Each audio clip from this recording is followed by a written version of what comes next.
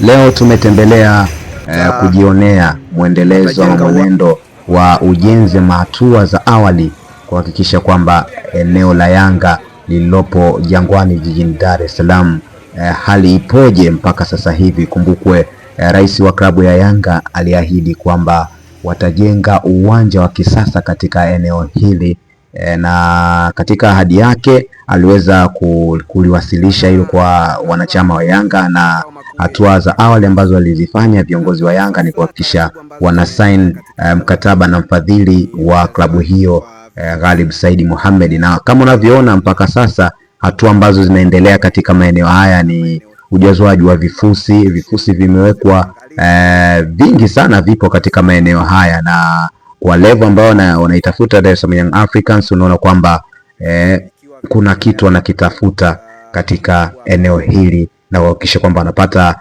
level nzuri ya kujenga uwanja. Nimekuwekea video, lakini hakikisha kwamba una subscribe YouTube channel yetu ili uweze kwa kwanza kupata taarifa kama hizi. Yanga watajenga uwanja, pitisha uweze kuangalia hali jinsi ilivyo hivi sasa.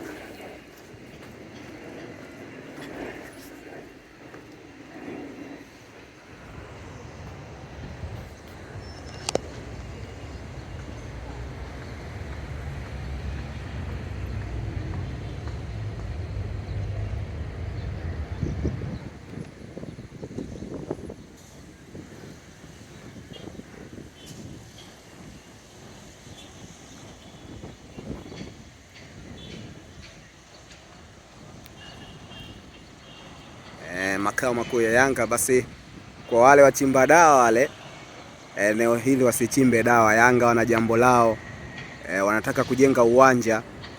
Taratibu na sheria zifuatwe na ustaarabu ufuatwe pia katika eneo hili, kwani Young Africans wanataka kujenga uwanja eneo hili.